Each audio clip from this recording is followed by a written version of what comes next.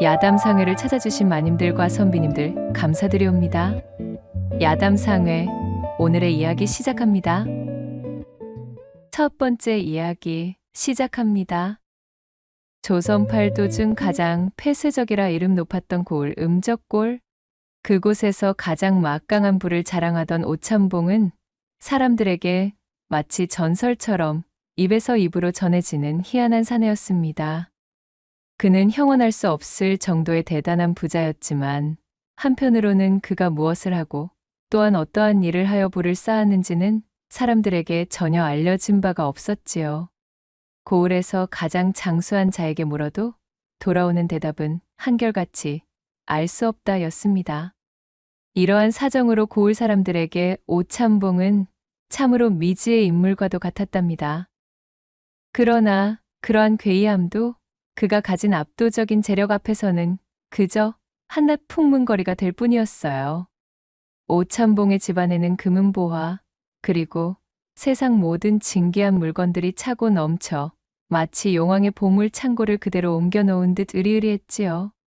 덕분에 고을에서 막대한 재물로 구축한 오참봉의 권세는 그야말로 하늘을 찌를 듯 했습니다. 고관대작이 부럽지 않은 그 위세는 감히 범접할 수 없을 정도였어요. 고을원님은 진작에 오참봉에게 매수되어 있었고, 그리하여 고을의 그 어떤 도적들도 감히 이 오참봉의 집을 털 생각을 하지 못하였습니다. 그는 자신의 권세를 뽐내기라도 하듯 곧잘 황금으로 번쩍이는 가마를 타고 다녔는데 그 화려함은 보는 이들의 눈을 멀게 할 지경이었습니다. 한양의 그 내로라 하는 육조 판서들조차도 이 정도로 호화로운 가마를 타고 다닌다는 소리는 듣지 못하였으니까요.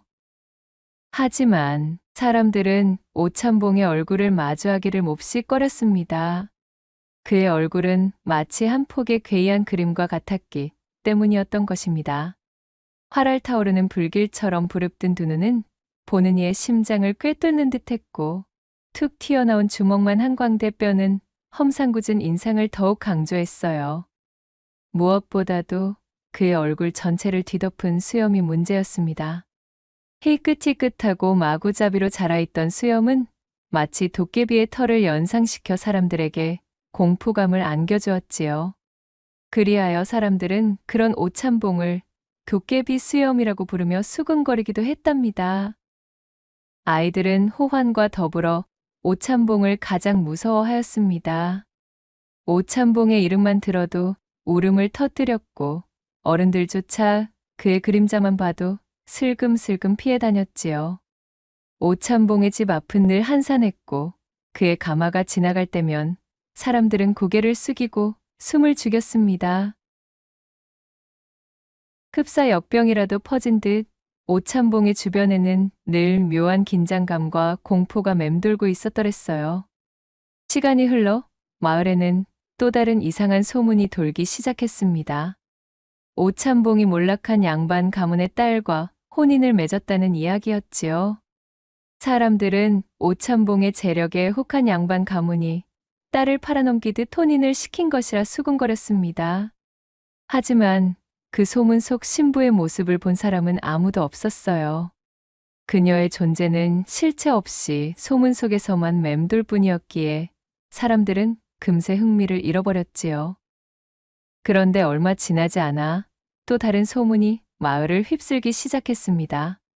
다름 아닌 오참봉이 두 번째 혼인을 했다는 것이었어요. 이번에도 역시 어느 몰락한 양반 가문의 딸이라는 이야기가 덧붙여졌습니다. 하지만 첫 번째 혼인 때와 마찬가지로 두 번째 부인의 모습을 본 사람조차 아무도 없었지요.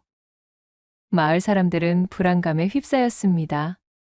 오참봉의 기괴한 외모와 온통 비밀에 쌓인 두 번의 혼인, 그리고 사라진 부인들까지 이 모든 것이 불길한 징조처럼 느껴졌습니다.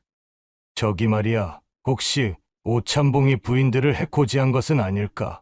아, 그 외에 밤마다 오참봉 집에서 이상한 비명 소리가 들린다는 소문도 있지 않던가? 이 사람!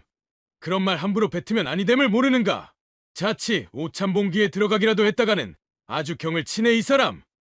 고을 사람들은 두려움에 떨면서도 한편으로는 소문이 무성한 오찬봉에 대한 뒷말을 흘리는 것을 멈추지 못했어요.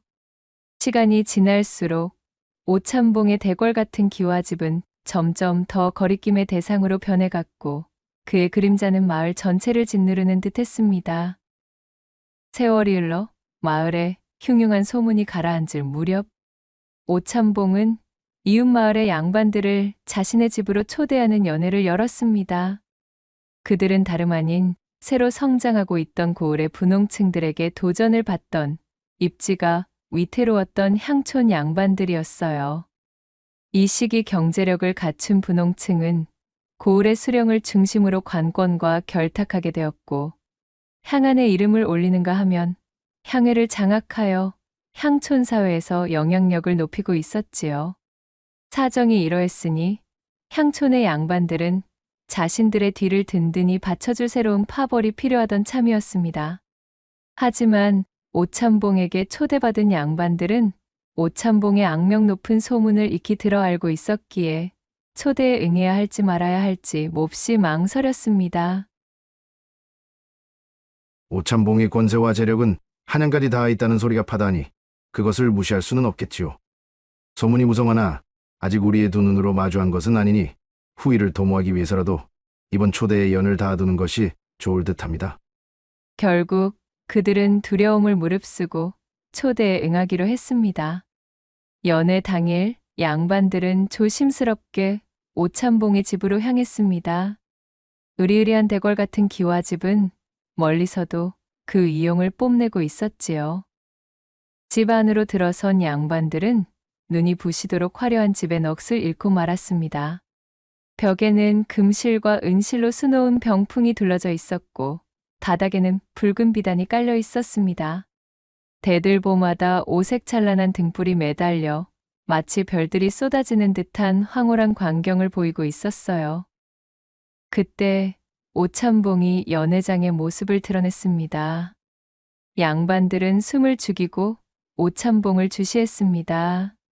소문대로 그의 외모는 몹시 기괴했지만 오찬봉은 예상외로 점잖고 중후한 목소리로 초대에 응해준 양반들에게 감사의 인사를 전했습니다. 바쁘신 와중에도 이렇게 귀한 걸음을 해주셔서 진심으로 감사드립니다. 오늘 이 자리가 서로에게 좋은 인연을 맺는 기회가 되기를 바랍니다. 오찬봉의 부드러운 말투와 정중한 태도에 양반들은 긴장을 풀고 안도의 한숨을 내쉬었습니다. 연회장에는 산의 진미가 가득 차려져 있었고 향긋한 술이 끊임없이 돌았습니다. 사람들은 맛있는 음식을 먹고 술을 마시며 서로 담소를 나누었습니다. 오찬봉의 재력과 훌륭한 접객 태도 덕분인지 그의 흉측한 외모는 더 이상 문제가 되지 않는 듯했습니다. 분위기는 점차 화기애애해졌고 연애는 밤늦도록 이어졌답니다. 특히 한 양반 가문의 두 딸이 스스럼 없이 오찬봉과 대화를 나누었습니다. 그녀들은 다른 사람들의 시선을 의식하지 않고 마치 큰아버지를 대하듯 오찬봉과 어울렸지요. 그렇게 잔치가 끝날 무렵 오찬봉은 그녀들이 가장 좋아할 만한 비단옷과 놀이개, 장신구들을 골라 한가득 선물하기에 이르렀어요. 그것이 인연이 되어 이후 두 딸과 그 가족들은 오찬봉의 집을 몇 번 더 방문했습니다. 가족들이 방문할 때마다 오찬봉은 눈이 뒤집힐 듯한 선물과 특산물들을 대접하여 환심을 샀지요. 그러던 중 오찬봉은 두 딸 중 막내이던 수님에게 청혼의 뜻을 내비쳤습니다. 언니는 동생에 비해 조금 더 아름다운 외모를 지녔지만 시기와 질투가 많았고 또한 호기심이 과한 탓에 때때로 오찬봉에게 무례를 범하는 경우가 많았답니다. 하지만 수님은 성정이 차분했으며 또한 반듯한 태도에 나긋나긋한 우아함을 지니고 있었기에 이것이 오찬봉의 마음을 움직이는 결정적인 계기가 된 듯 보였지요. 뛰어난 무예를 가지고 무과에 급제하여 입궁하였으나 누명을 쓰고 축출당에 가난한 양반으로 지내고 있었던 아버지는 늘 가슴 한켠에 욕심이 도사리고 있었습니다. 그러던 차에 연이 닿은 이 오찬봉의 막대한 재산에 줄곧 마음이 끌리던 참이었어요. 오찬봉의 외모 따위는 눈에 들어오지도 않았습니다. 하지만 그렇다고 무조건 자신의 딸을 오찬봉에게 시집 보낼 수는 없는 노릇이었습니다. 추문이 무성하던 오찬봉의 전처들에 대한 것들도 알아봐야 했기에 아버지는 아직 서로에 대해 잘 모르니 조금 더 시간을 두고 생각해 보겠다 답했어요. 그러자 오찬봉은 따님이나 가족분들 누구든 상관없습니다. 저 역시 저를 둘러싼 수많은 괴소문들을 익히 알고 있기에 결정이 어렵다는 것을 잘 알고 있습니다. 허니 제 집에서 한 달간 저와 함께 지내보시는 것이 어떻겠습니까? 그러면 자연히 뜬 소문이라는 것을 알게 되실 겁니다. 라는 제안을 하는 것이었습니다. 고민하던 아버지는 흡족해하며 오찬봉의 제안을 받아들이게 되었어요. 그동안 오찬봉이 보여준 번듯한 모습 때문인지 온 가족이 함께 오찬봉의 집에서 한 달간 살기로 결정했습니다. 그렇게 오찬봉과 함께 지내면서 그의 전처들이 모두 병으로 죽었다는 사실도 알게 되었지요. 그리고 오찬봉의 자상한 태도와 인간미 넘치는 모습에 처음에는 걱정을 하던 수님 역시 점점 그에게 호감을 느끼게 되었습니다. 처음에는 그저 어린 처자를 후첩으로 두려는 심산이신가 싶어 걱정을 하던 참이었습니다. 헌데 지금은 어떻소? 그것이 저의 편협한 착각이었음을 알게 되었지요. 하하, 그러하오. 그리 잘 보아주시니 이거 몸둘 바를 모르겠소이다. 그렇게 두 사람의 분위기가 무르익었고 어느덧 약속한 한 달이 끝나던 마지막 날 밤, 결국 오찬봉은 스님에게 정식으로 청혼을 하였습니다.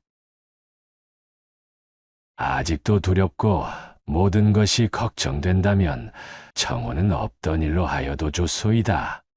아니에요. 날이 물론 저도 좋사옵니다. 수님은 망설임 없이 오찬봉의 청혼을 승낙했지요. 안 그래도 기울어가던 가세에 조금이라도 도움이 되고 싶던 차에 자신의 아버지도 은근 오찬봉과의 혼사를 진행했으면 하는 눈치를 주고 있었고 또한 막대한 재력을 가진 오찬봉과 혼인하게 되면 줄곧 아버지를 힘들게 했던 제 언니의 그 허영심을 채워줄 수도 있었기에 자신이 희생하기로 마음먹은 것이었어요. 자신을 제치고 부잣집의 마나님이 된 동생을 질투한 언니만이 잔뜩 볼을 부풀리며 성을 낼 뿐 모두가 이혼사를 축하하는 분위기였습니다. 그렇게 오찬봉과 수님은 성대한 혼례를 올리게 되었습니다. 혼례식이 성대하게 치러지고 며칠 동안 잔치가 이어졌어요. 하지만 흥겨운 분위기는 오래가지 못했습니다. 혼례식이 끝나자마자 오찬봉은 언제 그랬냐는 듯 마치 다른 사람처럼 변해버렸으니까요. 이전에는 사람들을 초대하고 잔치를 베풀기를 좋아하더니 이제는 문을 굳게 걸어 잠그고 외부와의 교류를 완전히 끊어버렸습니다. 심지어 수님의 가족들과도 왕래하지 못하게 막는 것이었어요. 연회장을 가득 메웠던 하인들은 혼례 이후 스님이 집안 사람이 되고 나서부터는 콧배기조차 보이지 않았습니다. 그들은 처음부터 존재하지 않았던 것처럼 드넓은 집 어디에서도 그 흔적을 찾을 수가 없었지요. 게다가 가장 이상했던 것은 바로 오찬봉과 합궁을 할 때였습니다. 그는 나이가 무색할 만큼 엄청난 힘을 자랑했지요. 거의 장난감을 가지고 노는 기세로 스님을 이리 맺히고 저리 돌리며 떡 주무르듯 다루었습니다. 거기다 한참을 그렇게 제 입맛을 돋은 후 본격적인 거사에 돌입할 때면 항시 스님을 금침 위에 엎드리게 하여 둔부를 하늘로 높이 쳐들게 만든 후 남새스러운 짐승들의 짝짓기처럼 참으로 요망하고도 괴팍한 운우만을 고집하는 것이었습니다. 그는 우악스럽게 스님의 뒤통수를 잡은 채 결코 고개를 돌려 자신을 올려다보지 못하게 하였어요. 그리고는 제 흥에 겨워 일을 끝내는 그 순간까지 자신을 받아내는 스님의 기분이나 몸의 상태 따위는 아랑곳도 하지 않았지요. 이러한 다소 험상궂은 방식이 전혀 익숙하지 않았던 스님은 겁간을 당하는 듯한 기분을 떨칠 수가 없었기에 초기에는 잔뜩 겁을 집어먹고 말았습니다. 그러나 어쨌든 지아비의 욕구를 받아내는 것 또한 아내인 자신이 감내해야 할 의무라고 여겼던 착하디 착한 스님은 반복되는 시일이 지날수록 어느덧 익숙해져 이제는 그러려니 하는 지경이 되어 있었지요. 혼인 이후로 변해버린 오참봉의 갑작스러운 모습이 의아하기도 하였지만 한편으로 스님은 남편을 굳게 믿고 있었습니다. 어찌되었든 나는 지금 나리의 아내이자 안방마님이야. 내가 아니면 그 누가 나의 지아비를 보필한다는 말인가? 자신과 나이 차이가 많이 나는 데다 주변의 악소문에 늘 시달려왔으니 마음을 들고섭시 지내왔기에 그렇다 판단하여 스님은 극진한 내조를 게을리하지 않았지요. 그러던 어느 날 오참봉은 스님에게 뜻밖의 말을 전했습니다. 내 긴급하게 볼 일이 생겨 잠시 먼 고을까지 다녀와야겠소. 오참봉의 갑작스러운 통보에 스님은 깜짝 놀랐습니다. 혼례식 이후로 오참봉은 단 한 번도 스님의 곁을 떠난 적이 없었기 때문이었으니까요. 네. 어디로 가시는 것입니까? 혹 얼마나 걸리시는지 알려주실 수는 없으신지요? 스님이 불안한 목소리로 물었습니다. 그건 알 필요 없소. 허나 그리 오래 걸리지는 않을 것이니 걱정하지 마시오. 이리 부인을 혼자 두고 가는 것이 마음에 걸리지만 내가 없는 동안 가족이나 친구들을 불러 함께 지내는 것도 나쁘지는 않을 것 같구려. 혼인 이후 가족이나 친구 초대를 극도로 꺼렸던 오참봉이 흔쾌히 함께 지내라는 말에 스님은 기뻐 환하게 미소를 지었지요. 날이 정말이신가요? 그렇다면 언니를 한번 초대하고 싶어요. 혼인 이후로 언니와의 사이가 너무 소원해졌지 뭔가요. 혼인 전에는 참으로 재미지게 지냈는데 어쩐지 제가 나리와 혼인을 한 이후로는 언니가 너무 달라져 버렸어요. 스님이 배시시 웃으며 하는 말에 오참봉은 큰 관심을 보이지 않았습니다. 그는 그저 스님에게 열쇠 꾸러미를 보여주면서 각 열쇠들이 어떤 방과 어떤 자물쇠를 여는 것인지를 하나하나 설명해 주기 시작했지요. 오참봉과 함께 집안 구석구석을 다니며 설명을 듣던 스님이 주의 깊게 듣던 도중이었습니다. 모든 방의 열쇠를 알려주었지만 유일하게 단 하나의 열쇠만 설명을 해주지 않는 것이었지요. 나리, 이 열쇠는 어느 자물쇠를 여는 열쇠인가요? 스님의 질문을 들은 오참봉의 얼굴이 대번에 무시무시하게 일그러졌어요. 그것을 본 스님이 너무 놀라 단말말을 뱉으며 뒤로 나자빠질 뻔하자 이내볼레의 얼굴로 돌아온 오참봉이 한숨을 길게 쉬며 말하는 것이었어요. 나를 따라와 보시오. 그리고는 스님을 데리고 행랑채 가장 구석에 마련된 흐미진 곳간 앞에 멈춰 섰습니다. 그는 그녀에게 마지막 남은 열쇠에 대한 주의 사항을 알려주었습니다. 마지막 열쇠는 바로 이 곳간의 자물쇠요. 우리 집의 모든 방들은 당신의 가족들에게 보여줘도 상관없지만 이 따로 만들어둔 곳간만큼은 절대로 열어서도 누구에게 보여주어서도 아니 돼요. 만약 부인이 이 약속을 어긴다면 아무리 부인이라 할지라도 결코 용서하지 않을 것이요. 예, 명심하겠습니다, 나으리. 스님은 오참봉의 말을 꼭 지키겠다고 대답했습니다. 이윽고 오참봉이 대문을 나서자 스님은 친정에 기별을 넣어 집으로 언니를 초대하게 되었습니다. 그녀는 이번 기회에 언니와 소원해진 관계를 꼭 다시 되돌리고 싶었어요. 얼마 뒤 스님의 기별을 받고 집으로 당도한 언니가 쌀쌀맞게 입을 열었지요. 부잣집 노인네에게 시집가. 친정은 아예 까맣게 잊고 지내는 줄 알았더니 네가 어쩐 일이니? 이 언니를 다 초대하고 말이야? 언니, 무슨 그런 말이 다 있어. 그저 나리께서 조금 사정이 있어 그동안 연락을 하지 못했던 것뿐이야. 어휴, 기집애. 이 얼굴 좋아진 것 좀 보라지? 아주 잘 먹고 잘 지내는 듯 싶구나.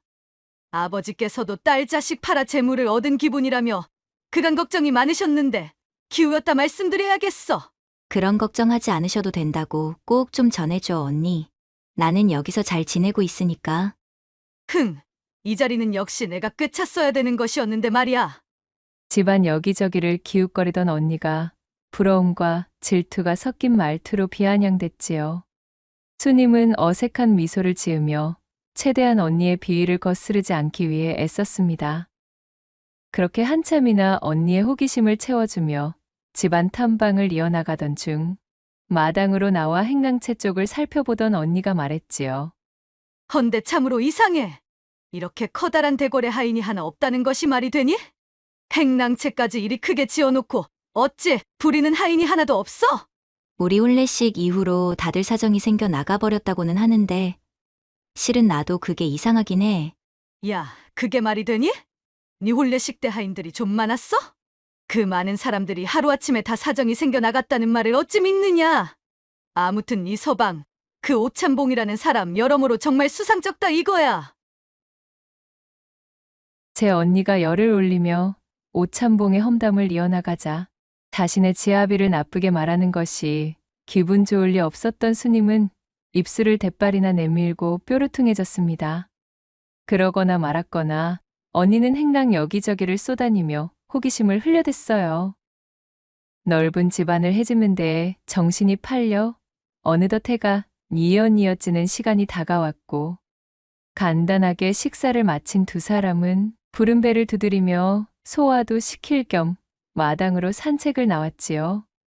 그러다 언니는 행랑채 구역에서 유일하게 구경하지 않은 마지막 공간, 즉 오찬봉이 경고했던 바로 그 구석진 곳간을 가리키며 물었습니다. 예, 수님아. 저기 저 음침한 광처럼 보이는 곳은 대체 뭐야? 언니의 손가락이 향하는 방향을 본 스님이 깜짝 놀라며 대답했어요. 아, 저곳은 관심을 가지면 아니 될 곳이야. 나리께서 저쪽의 곳간만큼은 반드시 열지 말라 신신당부를 하였어. 오찬봉이 절대 열어서는 안 되는 방이라며 약속까지 했다는 말을 하자 언니의 호기심이 더욱 커졌습니다. 흥, 그래봐야 네 남편인데 부인인 네가 좀 살펴보면 어디가 어떻다고 그러는 거니? 팔을 붙잡고 매달리는 수님을 질질 끌며 언니는 성큼성큼 곳간 쪽으로 걸어갔습니다. 문짝에서부터 괴이한 분위기를 풀풀 풍기고 있는 곳간을 올려다보며 언니가 의심이 가득한 목소리로 중얼거렸지요. 자, 내 말을 좀 들어봐봐. 자고로 곳간이라 함은 벼 외에도 살림살이나 여러 물건들을 보관하는 곳이라는 거 너도 알고 있지? 그거야, 잘 알고 있지. 헌데 그게 왜? 야, 이 멍청아. 곳간은 추수 후에 거둔 벼를 저장하기 때문에 습기 조절이 용이한 털을 쓴단 말이야. 게다가 쥐를 비롯한 해수들이 접근하기 어렵게 만들어야 된다는 것이지. 그런데 세상 천지, 곳간을 이리도 음습하고 해도 잘 비추지 않는 위치에 덩그러니 만들어 놓은 집은 처음 본다 이거사. 게다가 너의 남편 또한 그리 엄하게 말하는 것을 보면 아무리 보아도 예사 물건을 보관하는 곳이 아닐 듯 싶다는 말씀이야? 그런 것은 잘 모르겠어. 그렇지만 이곳은 건드리지 않겠다 약속했으니까. 언니, 이만 다른 곳을 구경하자. 다른 곳은 죄다 둘러보고 여기 하나만 남았잖아. 자, 어떠냐 수님아. 아무도 모르게 슬쩍 열어보면 되지 않겠느냐? 잠깐 열어보고 뭐가 있는지 살펴본 후에 몰래 닫아버리면 그야말로 아무도 모를 거야. 지켜보는 하인 한 놈도 없는데 멀리 떠난 너의 남편이 이 사실을 어찌 알겠느냐? 수님은 난처하기 짝이 없었어요.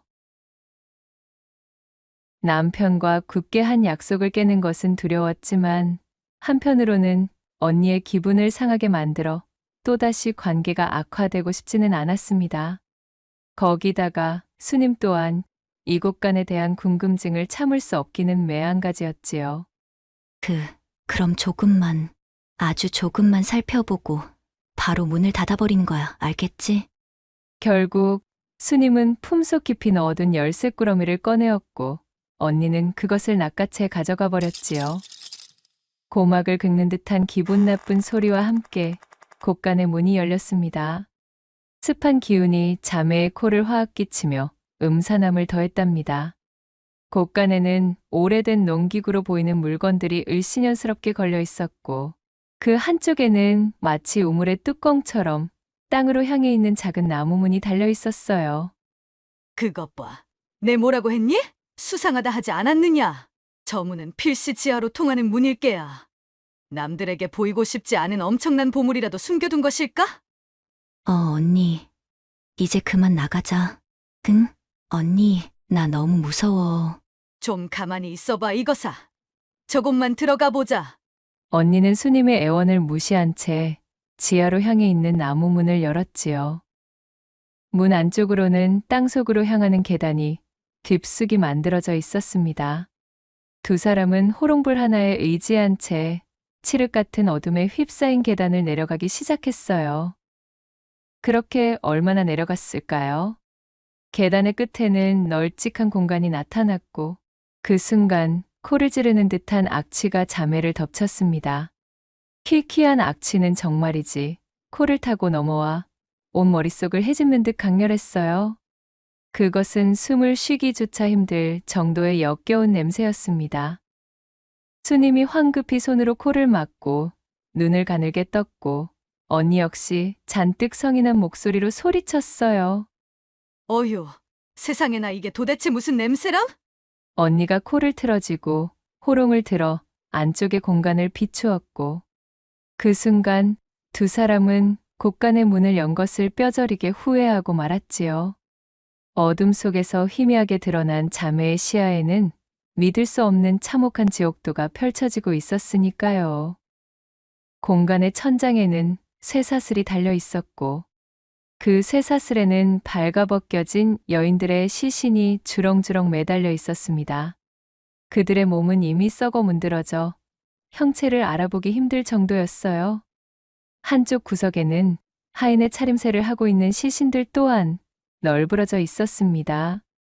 시신 중에서는 아직 부패하지 않은 비교적 최근의 것으로 보이는 시신도 있었지요.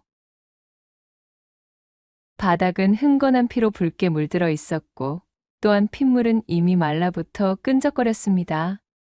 이 모든 장면들은 정녕 지옥의 한 장면을 연상시키기에 충분했어요.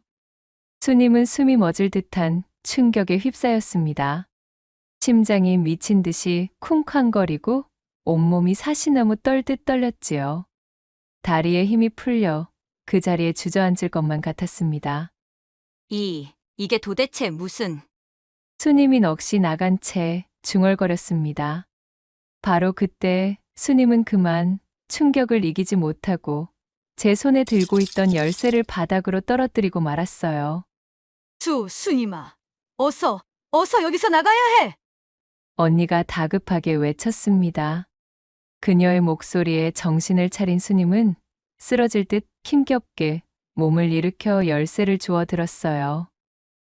두 자매는 혼비백산하며 계단을 올라와 곳간을 빠져나왔습니다.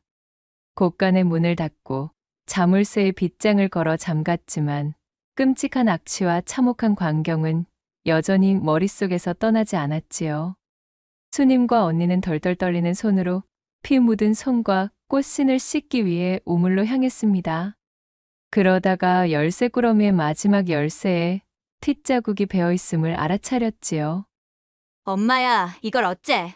아까 바닥에 떨어뜨렸을 때 묻었나 봐. 수님이 차가운 물로 씻고 또 씻었지만 열쇠에 묻은 핏자국은 아무리 문질러도 지워지지 않았어요. 마치 젖으라도 씌인 것처럼 핏자국은 열쇠에 깊숙이 박혀 문지르면 문지를수록 오히려 더욱 선명해져 영원히 지워지지 않을 것만 같은 기세였지요. 수님은 어쩔 수 없이 피 묻은 열쇠가 보이지 않도록 가지런히 포개어 열쇠 꾸러미를 원래 있던 보관함에 넣어두었습니다. 공포에 잠식당한 수님의 얼굴은 창백함 그 자체였어요. 어쩌면 좋아. 언니, 이제 어쩌면 좋지?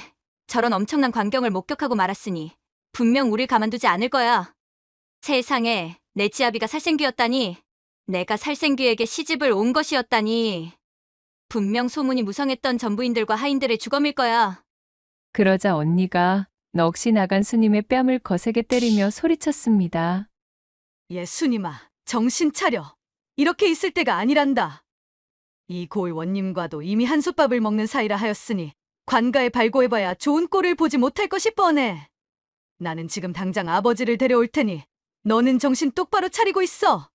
아버지와 사람들을 모셔올 동안 너는 아무 일도 없었다는 듯 행동해야 한다.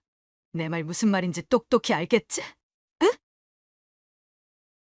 이대로 우리가 그냥 도망쳐버리면 곳간 속을 들여다보았다고 실토하는 꼴이야. 그러니 아버지를 모셔와 그럴듯한 변명을 대고 잠시 친정에 다녀오겠다 말한 뒤 후일을 도모해보자. 언니는 스님의 어깨를 거세게 흔들며 당부하고는 재차 스님을 다독인 뒤 황급히 집을 빠져나왔습니다. 스님 역시 마음을 단단히 먹고 오참봉이 귀가하기 전 어질러진 주변을 잽싸게 정리하고 자신의 옷도 갈아입었지요. 뭔가 낌새를 알아차린 듯 오참봉은 예정보다 훨씬 일찍 집으로 돌아왔습니다. 그는 스님에게 안부를 묻자마자 대뜸 열쇠 꾸러미부터 찾는 것이었지요. 자, 내가 맡긴 열쇠 꾸러미는 보관함에 잘 넣어두었겠지. 오참봉의 더없이 차갑고 섬뜩한 목소리에 스님은 온몸이 얼어붙는 듯 했답니다. 아, 그것이, 그럼요, 물론이지요. 헌데 어찌 그리 더듬는 것이오? 설마 나와의 약속을 깬 것은 아니겠지? 오참봉의 눈빛은 매우 날카로웠고 스님이 아니라며 떨리는 목소리로 대답했지만 오참봉은 이미 모든 것을 눈치챘다는 듯 고관함을 거칠게 열어젖히더니 열쇠 꾸러미를 꺼내 샅샅이 살펴보았습니다. 이런 망할 것이 내 명을 어기고서 기어이 보았군. 아, 아닙니다. 결코 보지 않았어요. 허면 여기 이 열쇠에 묻은 핏자국은 무엇이오? 억지로 지우려다 더욱 번진 것이 이리도 자명하게 남아있거늘 감히 어디서 거짓말을.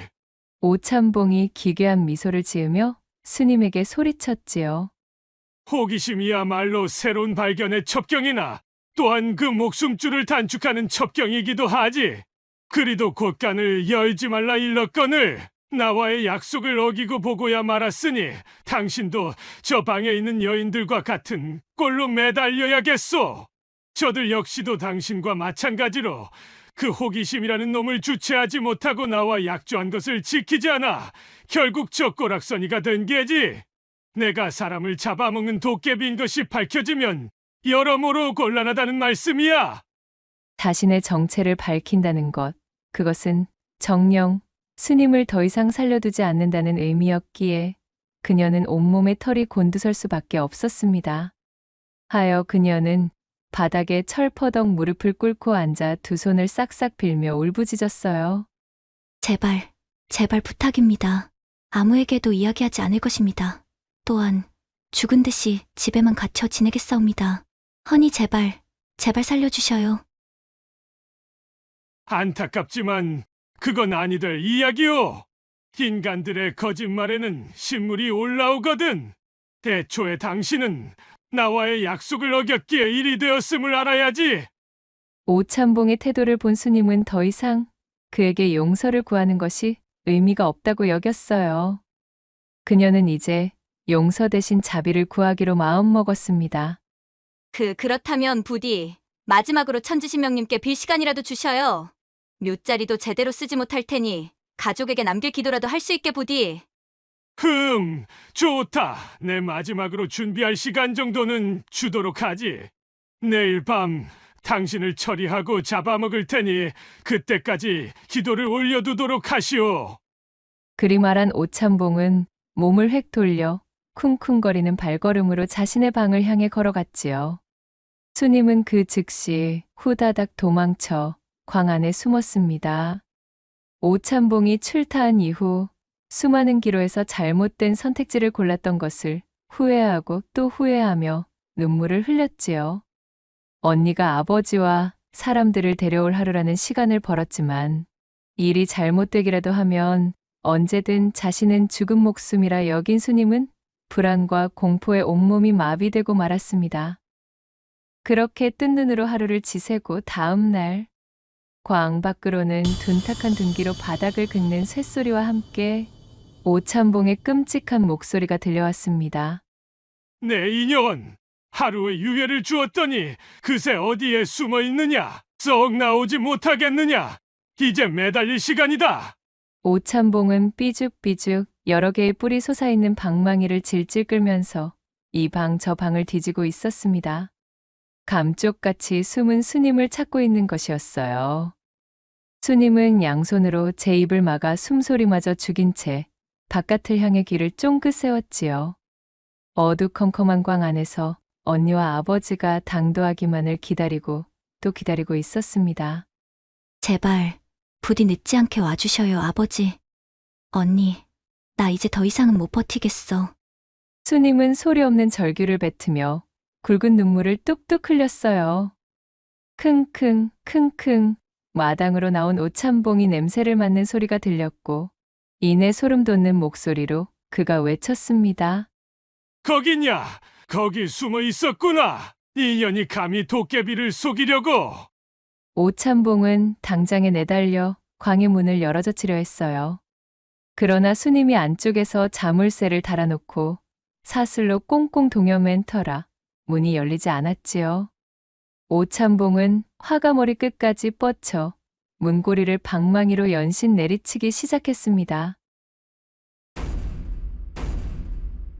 마른 하늘에 천둥 번개가 내리치듯 오찬봉의 방망이가 광의 출입문과 문고리를 내리찍는 소리가 천지를 울렸고 머리를 감싸진 채 절망에 빠진 수님은 거의 까무라치기 직전이 되고 말았지요.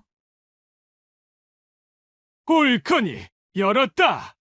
벌컥 하는 소리와 함께 나무 문이 부서지며 활짝 열리고 말았습니다. 오찬봉의 모습을 본 스님은 비명을 지르며 살려달라고 애원했지만 오찬봉은 스님의 머리채를 사정없이 잡아 바깥으로 끌고 나갔지요. 나를 이리 애먹이다니! 내년을 죽여 통째로 잡아먹은 뒤 너의 가족까지도 모조리 잡아들여주마! 오찬봉이 방망이를 높이 들어올리며 키득거렸지요. 이제 모든 것이 끝장이라 여긴 스님은 두 눈을 질끈 감은 채 바닥에 엎드리고 말았습니다. 방망이가 스님에게 내리꽂히는 바로 그 순간 스님 아버지의 환도가 오찬봉의 등에 깊숙이 박혔습니다.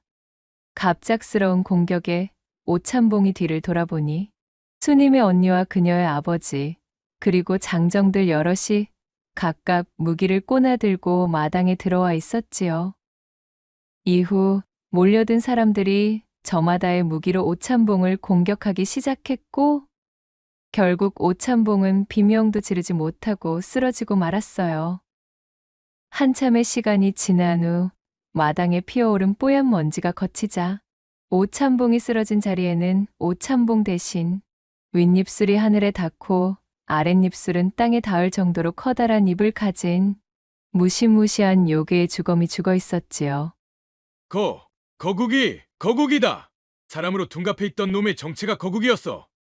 절체절명의 순간에 목숨을 건진 스님은 그 자리에 주저앉아 오줌을 지리고 말았고 그녀의 언니가 인파에서 뛰쳐나와 스님을 껴안으며 울음을 터뜨렸어요.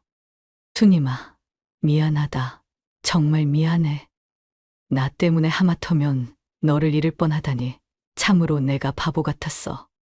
그녀와 스님은 서로를 부둥켜 안으며 대성통곡하였고 그렇게 고을을 떠들썩하게 만들었던 일련의 사건들과 그간 실종된 사람들의 사연까지 모두 밝혀져 오찬봉으로 둔갑해 고을 사람들을 잡아먹었던 요괴 거국이는 비명행사하게 되었답니다. 오랫동안 부와 권력으로 사람들을 속이며 끔찍한 일들을 저질러온 거국이 도깨비 수염으로 불리던 오찬봉이 최후를 맞고 가족들의 도움으로 살아남은 스님은 오찬봉이 지니고 있던 막대한 재산을 상속받게 되었어요. 내가 이리 목숨을 부지할 수 있었던 것은 요괴의 손에 억울하게 당한 사람들의 원혼을 풀고 또한 사람들을 도우며 살아가라는 천지신명의 큰 뜻이라 생각됩니다. 허니, 제게 넘어온 이 재물들은 가난하고 어려운 사람들을 도우는 것에 쓰도록 하겠어요. 그렇게 선언한 스님은 이후로도 아버지와 언니를 집으로 모신 뒤 그간 오참봉의 그림자에 억눌려 지내온 어려운 이들을 도우며 살았답니다.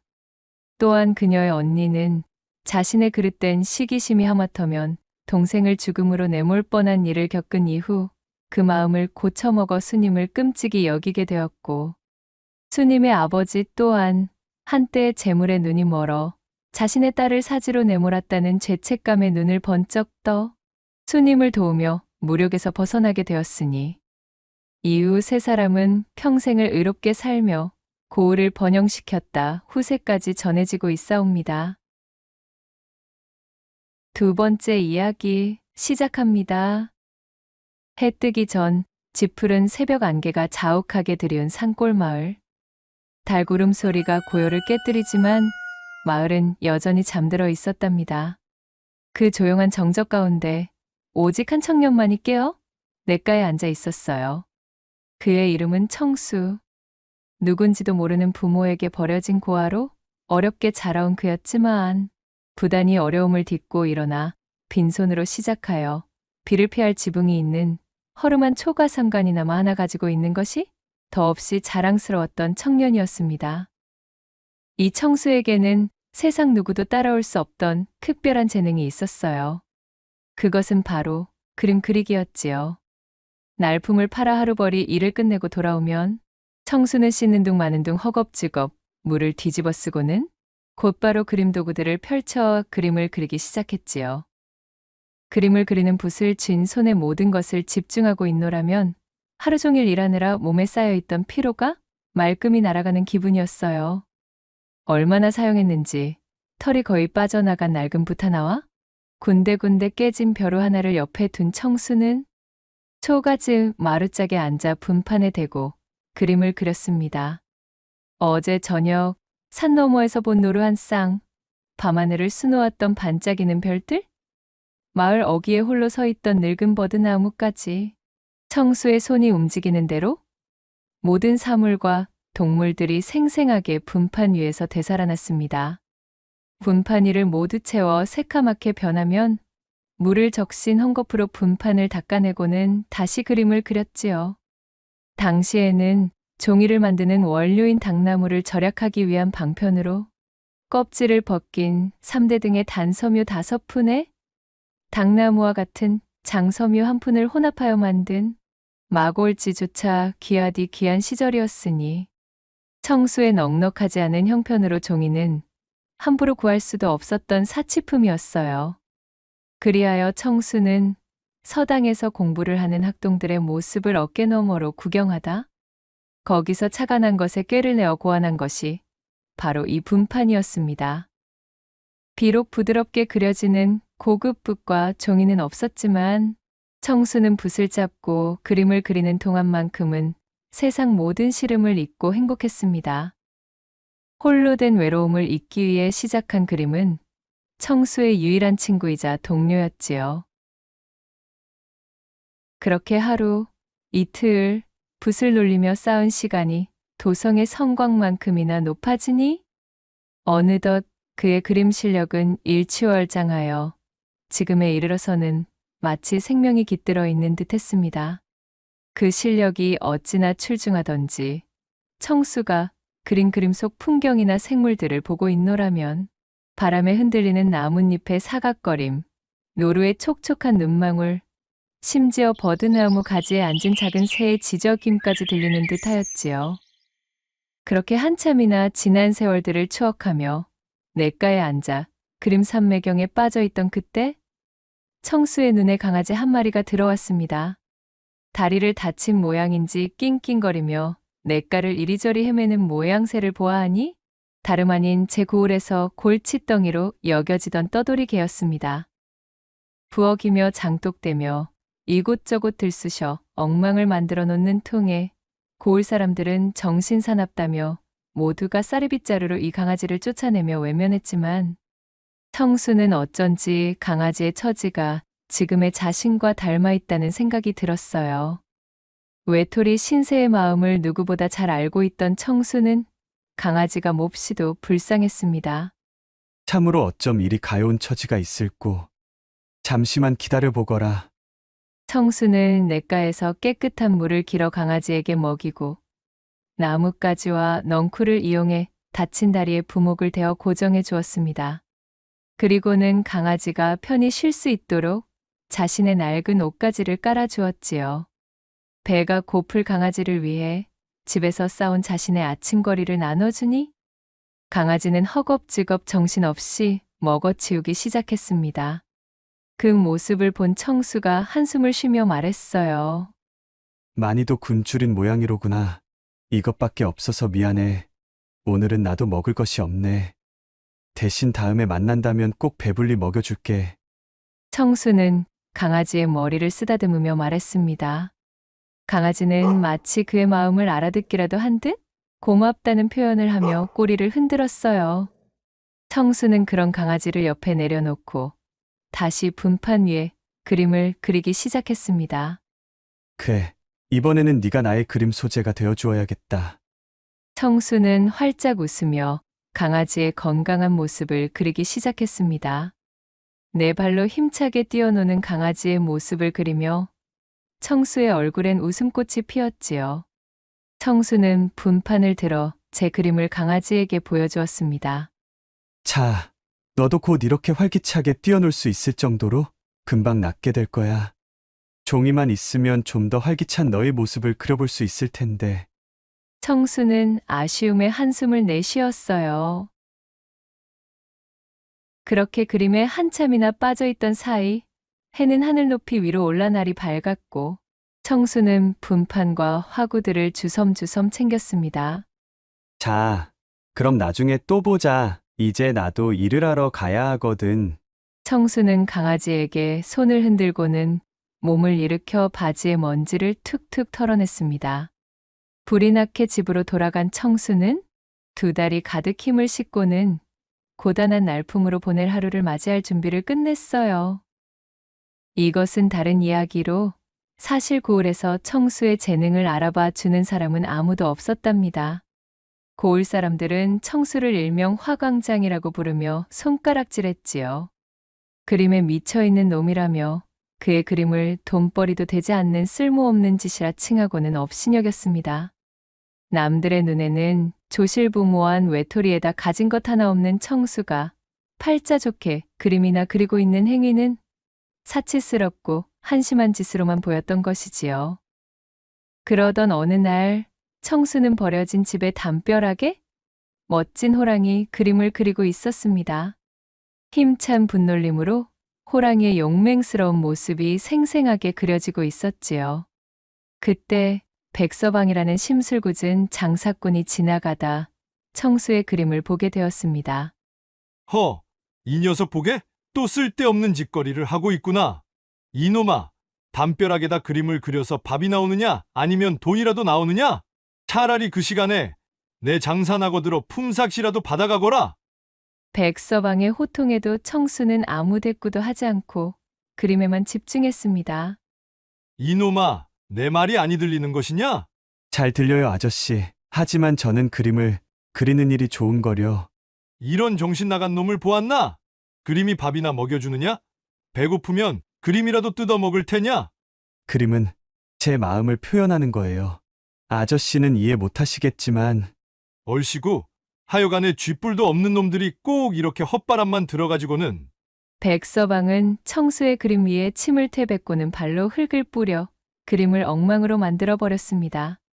청수는 속이 잔뜩 상했지만 그렇다고 백서방에게 대들 용기가 없었습니다. 가끔 백서방이 던져주는 일감은 청수에게는 일용할 양식을 얻을 수 있는 기회였으니까요. 청수는 그저 망가진 그림을 바라보며 풀이 죽은 채 눈물을 글썽일 수밖에 없었어요. 또 다른 어느 날에는 청수가 마을 어귀에 있는 큰 은행나무 밑에서 새 그림을 그리고 있었습니다. 나뭇가지에 앉아 노래하는 작은 새들의 모습을 정교하게 그리고 있는데 천석군 최영감네 막내여 식인 효율이 나타나 청수의 그림을 보고 비웃는 것이었지요. 우와, 요것 봐라. 너 같은 거렁뱅이가 대관절 그림은 무슨? 아주 그냥 한량 납셨네 납셨어. 어디 내 그림 솜씨나 한번 볼 테냐? 효율은 청수의 손에서 붓을 획 빼앗아 분판 위에 그려놓은 그의 그림에 낙서를 하기 시작했습니다. 괴상한 모양의 그림을 그려놓고는 깔깔거리며 웃었지요. 청수는 붓을 돌려달라고 했지만 못된 심보를 가진 효율은 붓을 저 멀리 던져버리고는 유유히 사라져버렸습니다. 청수는 흙투성이가 된 붓을 주워들고는 하늘을 바라보며 한숨을 쉬었습니다. 저 고약한 기집애.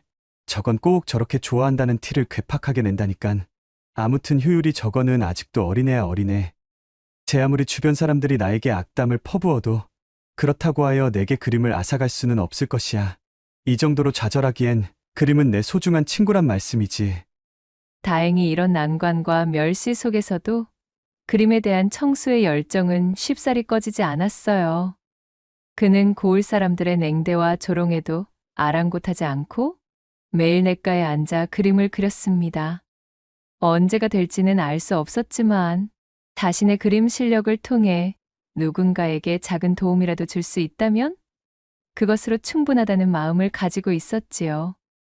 외롭게 지낸 자신과 같은 아픔을 느끼지 않도록 제 그림으로 외로움을 덜어줄 수 있는 날이 오기를 학수고대하였답니다. 여느 날과 마찬가지로 고단한 하루를 끝내고 마루에 앉아 그림을 그리고 있는 청수에게 일전의 강아지가 찾아왔습니다. 어라? 너로구나. 반갑다. 날 찾아온 게니 쩔뚝이던 다리도 다 나은 모양이로구나. 청수가 반갑게 강아지를 맞이하자 강아지가 꼬리를 흔들며 청수를 향해 짖었어요. 그리고는 마치 자신을 따라오라는 듯 쪼르르 달려나갔다가 뒤를 돌아보고 또 쪼르르 달려나갔다가 뒤를 돌아보는 것을 반복하기 시작했지요. 신기한 마음이 든 청수가 강아지를 따라 나서니 강아지는 청수의 집 뒤쪽에 위치한 산자락의 깊은 숲을 향해 들어가는 것이었습니다. 거참 신기한 노릇일세. 저 녀석이 대체 뭐 때문에 이런 곳까지 나를 데려가는 것일까? 의아한 마음으로 한참을 강아지를 따라가던 청수. 곧이어 청수의 시야에 강아지의 모습은 말끔히 사라졌고 대신 큼지막한 나무 뒤쪽으로 환하게 빛나는 무언가가 나타났어요. 그것은 마치 달빛이 쏟아져 내리는 듯 눈부신 빛 속에서 태어난 모양새의 아리따운 여인이었습니다. 뭐야 대체. 이것이 무슨 일이냐? 기다랗고 검은 머리카락을 댕기나 쪽진 흔적도 없이 바람에 태워 흩날리는 그녀의 모습은 마치 하늘에서 내려온 선녀 같았지요. 제 아무리 사리 분별에 어두운 사람이라 한들 그 여인이 이승의 존재가 아니라는 것은 한눈에 봐도 알 수 있었답니다. 소스라치게 놀란 청수가 엉덩방아를 찌우며 뒤로 나자빠졌습니다. 놀라지 말거라. 나는 그저 너의 무해한 재능을 쭉 눈여겨보고 있던 존재이니라. 너 자신도 모르게 행한 작은 선행들이 물꼬가 되어 이렇듯 우리가 만나게 되었구나. 이질적인 외경과는 비교되는 나긋나긋한 목소리로 여인이 말했습니다. 청수는 혹시 꿈을 꾸고 있는 건 아닌지 볼을 꼬집어 보았어요. 따끔한 통증이 느껴지고 있었으니 분명 꿈은 아니었지요. 누구십니까? 청수는 두려움과 호기심이 뒤섞인 눈으로 여인을 바라보며 물었고 여인은 온화한 미소를 지으며 청수에게 다가왔습니다. 그리고 손에 들고 있던 하얀 붓 한 자루와 부드러운 종이 두루마리를 건네는 것이었어요. 얼핏 보기에는 그저 평범해 보이는 붓에서는 은은한 빛이 흘러나오고 있었습니다. 자, 이것을 받거라. 이 붓은 이것을 쥔 자의 마음이 향하는 것을 그대로 그려낼 것이니라. 또한 네 종이는 이 붓으로 그린 그림의 날개를 달아주는 역할을 하는 것이지. 청수는 떨리는 손으로 붓과 종이를 전해받으며 물었지요. 마음이 향하는 것이요? 그것이 대관절 어인 말씀이신지. 하지만 명심하거라. 커다란 힘에는 또한 커다란 책임이 따르는 법. 이 붓은 반드시 이 종이 안에서만 사용해야 할 것이야. 내가 건네준 종이 외의 장소의 붓을 사용한다면 반드시 그릇된 일이 벌어질 수 있단다. 그것이 어떠한 결과를 가져올지는 또한 이 붓을 놀리는 자의 마음에 달려있지. 물론 내가 이 붓을 너에게 건넨 이상 너 아닌 다른 자가 이 붓을 사용해 본들 아무런 효능도 없는 보통의 붓이겠지만 말이다. 너의 마음이 견딜 수 없고 흔들림이 심해진다면 그때는 이 붓을 포기하여도 좋다는 것을 기억하렴. 붓을 쥔 청수의 손에서 희미하게나마 신비한 기운이 느껴지고 있었어요. 여인이 제게 던진 말은 마치 선문답처럼 들렸기에 무슨 뜻인지 완전히 이해하지는 못했지만 왠지 모르게 청수의 가슴은 두근거리고 있었습니다. 그럼 부디 그것이 너에게 도움이 되기를. 청수에게 붓을 전한 여인은 의미심장한 미소를 남기고는 그렇게 호련히 사라졌습니다.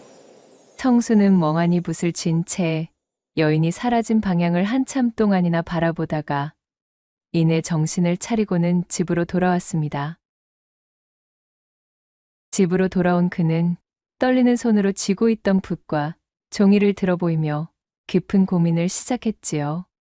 자신에게 일어난 일이 도무지 믿기지도 않았거니와 또한 신비로운 물건이라 한들 자신이 온전히 사용할 깜냥이 되는지도 의심스러웠으니까요. 그러다 청수의 배에서 꼬르륵 하며 잔뜩 허기가 져 있음을 알리는 구슬픈 가락이 튀어나왔고 이내 허기진 배를 틀어지며 빈쌀독을 바라보았지요. 믿져야 본전이라고 했었나. 그럼 어디 한번. 이판사판이다 싶어진 청수는 종이를 펼쳐놓고는 쌀 한 가마니를 쓱쓱 그리기 시작했습니다. 반쯤은 장난스럽게 시작한 일이었고 그저 값비싼 종이가 생겼음에 기쁜 마음으로 종이 위에 그림을 그리는 감각이 궁금하여 저지른 일이었지만 뒤이어 놀라운 일이 벌어지고 말았지요. 종이에 그린 쌀 가마니가 온데간데 없이 스르륵 사라지더니 이윽고 빈 쌀독이 금세 쌀로 가득 차는 것이 아니겠어요? 쌀독을 바라본 청수는 깜짝 놀라 독 안을 향해 손을 뻗어보았어요. 세상에, 그것은 손으로 만져지는 실제의 쌀이었습니다. 맙소사, 이게 도대체. 믿을 수 없는 일이 벌어진 것에 입을 다물지 못하던 청수는 그렇게 태어나서 처음으로 배불리 그것도 흰 쌀밥을 먹을 수가 있었답니다. 든든해진 배를 퉁퉁 두드리며 청수는 이 신묘한 붓을 어떤 식으로 사용해야 좋을지를 놓고 고민에 고민을 거듭하였지요.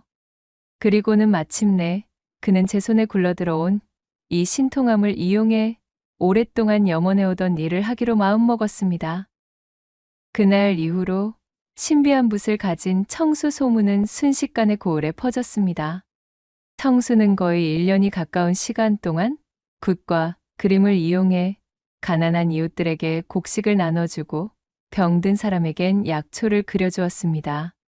오갈 데가 없는 사람에게는 초가 삼간을, 홀로 된 외로움에 지쳐있는 사람에게는 그 곁을 지켜줄 수 있는 존재들을 그려주었어요.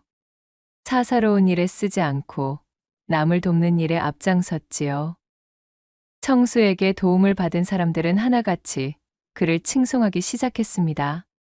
화광장이라며 그를 손가락질하던 사람들도 청수를 무시하던 백서방도 이젠 지난날의 과오를 진심으로 뉘우치며 용서를 구했고 청수를 고을의 자랑으로 여겼지요.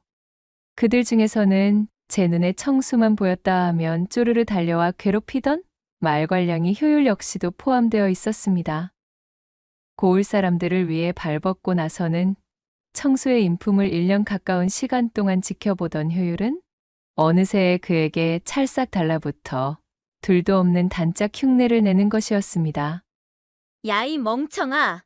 너는 저 치들이 너를 얼마나 업신여기고 무시했는데 대관절 무엇이 그리 어여쁘다고 온갖 걸 퍼다주며 도와주니 도와주기를. 그거는 효율이 너 역시도 맨날 날 못 잡아먹어 안달이었으면서 웬 사돈난 말이래. 야, 그거랑 이거랑 같니? 나는 어이구, 알겠다 이 녀석아. 아무튼 지금은 내가 좀 바쁘니까 나중에, 네 마음이 더 솔직해지면 그때 다시 이야기해보자. 청수는 효율의 마음을 어렴풋이 알고 있었으면서도 모르는 척 시치미를 떼었고 언제든 자신이 다가가기 손쉬운 존재였던 외톨이 청수가 이제는 고을 사람들을 구휼하느라 자신과는 만나기조차 어려워진 것이 효율은 너무도 불만이었지요. 효율은 특단의 조치가 필요하다는 것을 새삼 깨달았습니다. 그렇게 효율이 청수의 꽁무니만 쫓던 어느 날 시원한 폭포수를 배경 삼아 그림에 빠져있던 청수에게 효율이 찾아왔습니다. 그녀는 슬그머니 청수의 어깨 너머 그림을 바라보더니 청수의 귓가에 대고 속삭였지요. 청수야, 너는 참으로 대단한 사람이야. 지난날 너를 괴롭혔던 것을 용서해줘. 사실은 줄곧 너에게 마음이 있었지만 그것을 표현할 길이 막막하여 그리 너를 괴롭힌 것이었단다. 이젠 내 마음을 그대로 표현할 기회가 되었으니 너와 함께 사람들을 도우며 그렇게 지내고 싶어. 청수가 뭐라 대답할 틈도 주지 않고 효율은 청수의 입술에 자신의 입술을 포개었습니다. 갓 쪄낸 인절미처럼 부드러운 효율의 몸이 청수에게 쏟아져 내렸고 그렇게 두 사람은 폭포수의 물줄기 소리에 격렬한 신음성을 묻어버린 채 농밀한 사랑을 나누며 하나가 되었어요. 그리하여 꿈같던 시간이 차곡차곡 지나고 청수는 신묘한 붓 덕분에 자신이 좋아하는 그림을 그리는 일로 사람들을 도울 수 있게 된 것이 너무도 감사했습니다. 또한 외롭던 자신의 일상이 풍성하게 바뀐 것이 진심으로 행복했지요. 이제 자신의 곁에는 어여쁜 효율과 자신을 칭송하는 많은 사람들이 있었으니 더 이상 외롭지가 않았어요. 밤이면 몰래 제 집을 빠져나와 청수의 집으로 스며드는 효율과 함께 도란도란 이야기를 나누며 행복한 시간을 보냈습니다. 야음이 무르익으면 밤바람에 잔뜩 달아오른 효율의 교태 섞인 목소리가 청수의 몸 여기저기를 훑으며 잔뜩 애간장을 태우는 시간을 가졌고 그렇게 두 사람은 시간이 지날수록 깊은 사랑을 나누며 돈독한 사이로 발전했습니다. 그런 청수의 마음이 너무도 순진했던 탓일까요? 청수의 행복은 그리 오래가지 못했습니다. 청수와 그의 붓에 대한 소문이 이웃마을의 부호, 탐욕스러운 왕첨지에게까지 닿았어요. 신묘한 붓에 대한 소문을 접한 왕첨지는 단걸음에 청수를 찾아왔습니다. 단도직입으로 말하겠네. 자네의 그 신묘한 능력으로 내게 마르지 않는 불을 가져다 주게. 그리만 해준다면 내 모든 연줄과 능력을 동원하여 자네에게 벼슬길이 열리도록 해줄 것이야. 트자하니 장례를 약속할 여인도 있다면서. 이런 촌구석에서 사람들 뒤치닥거리나 하면서 일생을 낭비하고 싶지는 않으시겠지. 내 말을 듣고 나를 도와준다면 자네의 앞길 역시도 탄탄대로일 것이야. 장차 아내가 될 여인에게 마님소리 정도는 듣게 해주어야 하지 않겠나? 하지만 왕첨지의 소문을 익히 들어 그의 인품을 알고 있던 청수는 단호히 거절했지요. 이 붓과 제 능력은 사람들을 돕기 위한 것이지 개인의 사리사욕을 채우기 위한 것이 아닙니다. 못 들은 것으로 해둘 터이니 이만 돌아가 주십시오. 단호히 끊어내는 청수의 태도에 왕첨지는 비굴한 몸짓으로 그를 끝없이 설득했지만 도무지 청수는 들을 생각이 없어 보였습니다. 왕첨지는 본디 자신이 원하는 것은 반드시 가져야만 직성이 풀리는 자였지요. 화가 머리끝까지 난 왕첨지가 청수에게 바락 외쳤습니다. 자네가 아직 연글지 못하여 시기 어린 마음에 글이 나왔다는 것이겠지? 허나 자네는 나의 심기를 잘못 건드렸어. 내 제안을 거절한다면 어찌 되는지 똑똑히 보여주겠네. 그리고는 씩씩거리며 청수의 집을 나가버리는 왕첨지였어요. 분이 풀리지 않는지 연신 발을 쿵쿵 구르며 돌아가는 그의 뒷모습은 마치 영역 싸움에 패배한 수탈과 같았지요.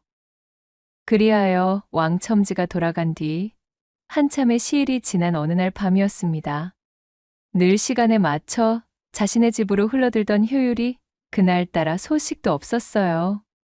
청수는 어쩐지 불안한 마음이 되어 밤늦도록 효율을 기다렸지만 효율은 모습을 드러내지 않았습니다. 다음 날 아침 고을의 회관으로 나가본 청수는 고을 사람들로부터 끔찍한 소식을 듣게 되었습니다.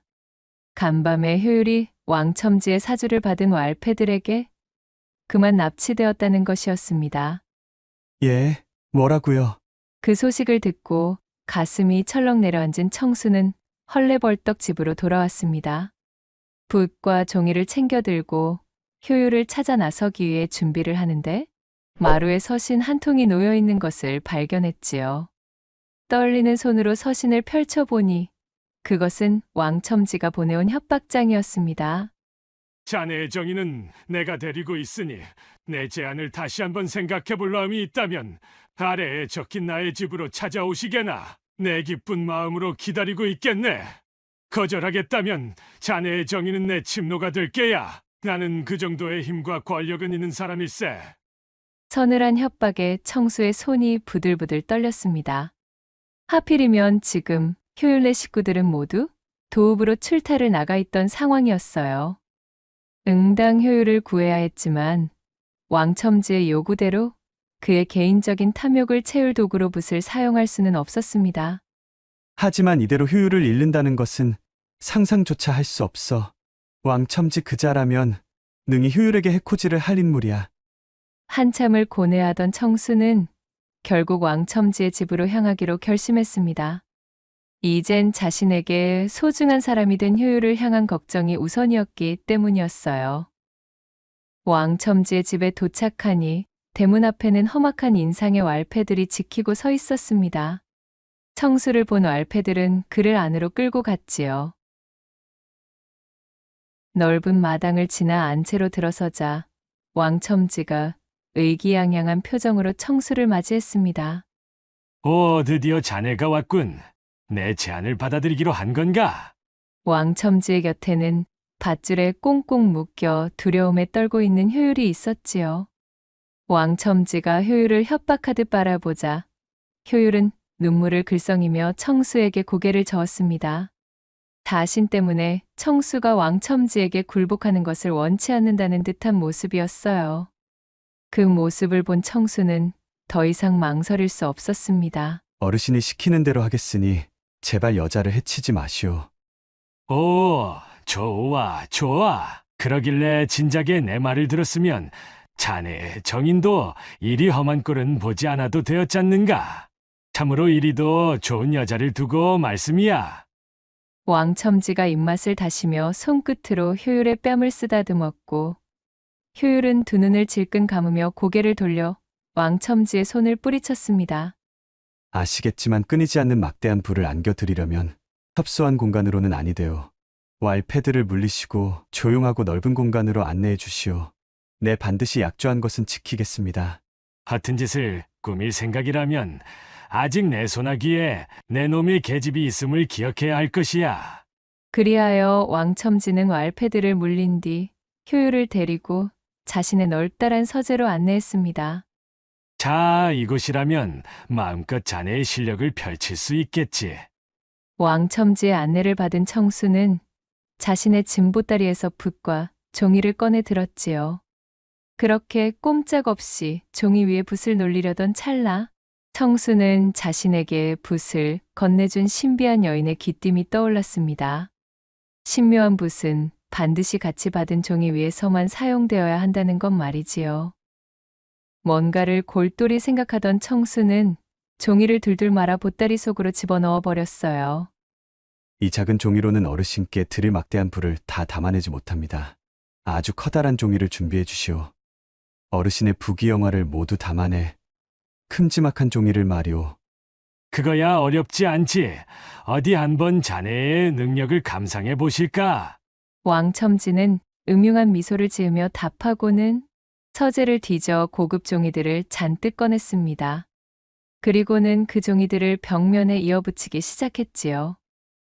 서재의 벽 한 면이 전부 종이로 가득 찼고 그것은 마치 거대한 한 폭의 종이처럼 보였습니다. 자, 이 정도면 되겠는가? 청수는 속으로 이를 갈았지만 겉으로는 순종하는 척하며 말했습니다. 아주 좋습니다. 저는 이 종이에다 황금이 열리는 나무가 가득한 섬을 그릴 것입니다. 다 그리고 나면 어르신은 필요할 때마다 섬으로 들어가셔서 나무에 열린 금을 따와 돌아오시면 되는 것이지요. 나무는 영원히 시들지 않을 것이며 섬 또한 영원히 사라지지 않을 것입니다. 그리 말한 청수는 깊은 숨을 들이쉬고 붓을 들었습니다. 청수의 손끝에 왕첨지와 효율의 시선이 집중되었지요. 청수는 망설이는 척하다가 황금이 주렁주렁 매달려 있는 나무가 빽빽한 무인도를 그리기 시작했습니다. 사방이 금빛으로 빛나는 나무와 바다, 그리고 섬에 펼쳐진 백사장까지. 청수의 손길이 종이를 스칠 때마다 그림은 점점 더 생생하게 살아났습니다. 탐욕에 눈이 먼 왕첨지는 그림에서 눈을 떼지 못했어요. 과연 신묘한 솜씨와 재주로구나. 한시도 더 기다리지 못하겠으니 빨리 섬으로 가는 길을 완성해주게. 알겠습니다, 어르신. 이것은 어르신만 다닐 수 있어야 하니 널찍한 길보다는 좁다란 길이 더 낫겠지요. 청수는 왕첨지의 재촉에 못 이기는 척 섬으로 이어지는 좁은 길을 그려 넣었습니다. 그렇게 서재하는 청수가 손을 놀리는 소리와 붓이 종이에 마찰되는 사라락 소리만이 가득 차기 시작했고, 한참의 시간이 지나 청수가 이마에 맺힌 땀을 훔쳐내고는 붓을 내려놓았지요. 휴, 다 되었습니다, 어르신. 청수의 말에 왕첨지가 그림을 뚫어지게 바라보았습니다. 그림 속에서는 정말로 황금 열매가 주렁주렁 달려있는 수많은 나무들이 질비한 섬이 그려져 있었어요. 섬은 마치 살아 움직이는 듯 나뭇잎을 흔들어대며 왕첨지를 유혹하고 있었답니다. 참으로 이것이 다 내 것이라는 말이로구나. 이게 꿈은 아니겠지. 물론입니다. 자, 여기 길을 만들어 두었으니 한번 섬까지 나서 보시지요. 청수가 왕첨지에게 손짓하며 그림 속의 길을 가리킨 채 부추겼고, 눈앞에 황금이 뿜어내는 금빛 자태에 눈이 멀어 앞뒤 가릴 새도 없었던 왕첨지는 그렇게 덜렁 그림 속으로 뛰어들어 버렸습니다. 왕첨지가 나무에 달린 금빛 열매를 손으로 만져보며 외쳤어요. 우아하하하, 정말이로구나. 정말로 손에 만져진다. 손에 힘을 실어 열매를 뚝 따내자 열매가 맺혀있던 자리엔 금세 새 열매가 자라 탐스러운 금빛을 뿜어내는 것이었지요. 그야말로 무한의 금밭이라는 것이 이러한 것이로구만. 나는 이제, 아니, 우리 집안은 대대로 부자로세. 그림 속으로 완전히 빨려 들어간 왕첨지가 흥에 겨워 소리치는 사이 청수는 묶여있던 효율을 풀어주고는 제 품으로 꼭 끌어안았어요. 괜찮아. 이제 다 끝났어. 청수는 효율의 머리를 쓰다듬으며 말했습니다. 효율은 여전히 두려움에 떨고 있었지만 청수의 품에 안기니 마음이 진정되는 듯 했습니다. 몸을 움직일 수 있게 된 효율이 잔뜩 난처한 표정이 되어 말했지요. 고마워, 청수야. 네가 날 구하러 와줬어. 하지만 참으로 면목이 없구나. 내가 저작자에게 잡히는 바람에 사사로운 일에 너의 능력을 사용하게 되었으니. 걱정하지 마, 효율아. 내게 다 생각이 있어.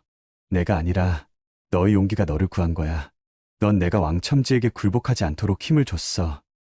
효율의 등을 두드려주며 그녀를 위로한 청수는 몸을 돌려 자신의 보따리 쪽으로 뛰어갔어요. 그리고는 재빨리 미리 준비해 둔 부싯돌을 꺼내들어 황금나무 섬이 그려진 종이에 불을 붙였습니다.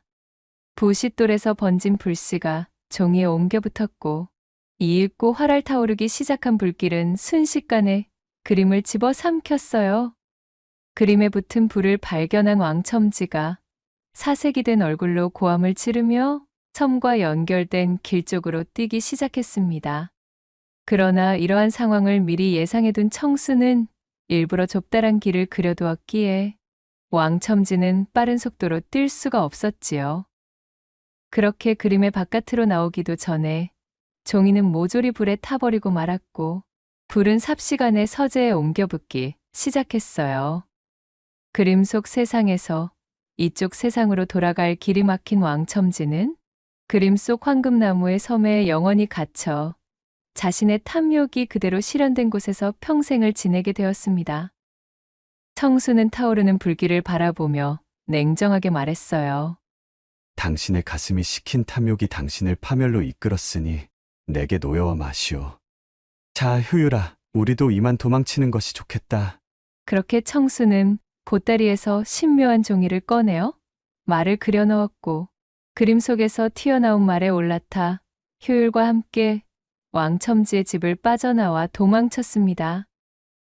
효율을 구출하고 왕첨지에게 통쾌한 복수를 한 청수는 자신의 고을로 돌아와 어려운 사람들에 대한 구휼을 멈추지 않았지요. 고을 사람들은 왕첨지에게서 벗어나 무사히 돌아온 청수와 효율을 반갑게 맞이했습니다.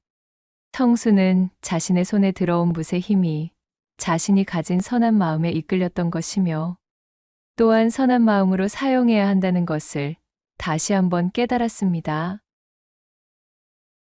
청수는 신묘한 붓을 집어들고 마음껏 손을 놀려 고을 사람들을 위해 그림을 그리기 시작했지요.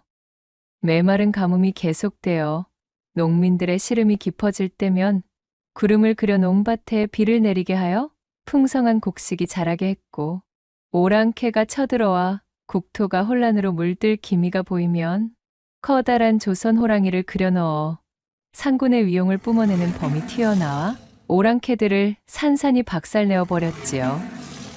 청수와 효율의 고을에는 사람들이 시름을 잊고 혼란에서 벗어나 웃음꽃이 가득 들어찼습니다. 청수야, 나는 네가 나의 정인이라는 것이 너무도 자랑스럽단다. 너의 그 착한 마음씨와 네가 노력으로 일궈내 얻은 그 재주는 내게는 그 무엇과도 바꿀 수 없는 자랑스러운 보물이야. 고마워, 효율아. 너 역시도 처음엔 그저 나를 괴롭히던 말괄량이었지만 이제는 외롭기만 하던 내게 버팀목이 되어준 정말이지 나에게 소중한 존재란다. 나와 혼인하여 앞으로도 우리 서로를 위하면서 그리 지내도록 허락해 주겠니? 효율은 눈물을 흘리며 청수의 손을 맞잡고는 고개를 끄덕였지요. 그녀의 두 뺨이 홍당무가 되었고 두 사람은 서로의 입술을 포개며 꼭 끌어안았습니다. 이후로 청수와 효율은 혼례를 올리고 합가하여 서로를 돌보았고 붓과 종이를 이용해 어려운 이웃에게 온정을 베풀며 그렇게 오랜 시간을 행복하게 지내며 고단한 세상의 한 줄기 귀감이 되었다는 후문이 전해지고 있사옵니다. 낭독해드린 이야기가 우리 마님들과 선비님들 마음에 드셨다면 구독과 좋아요, 댓글로 야담상회를 응원해 주셔요.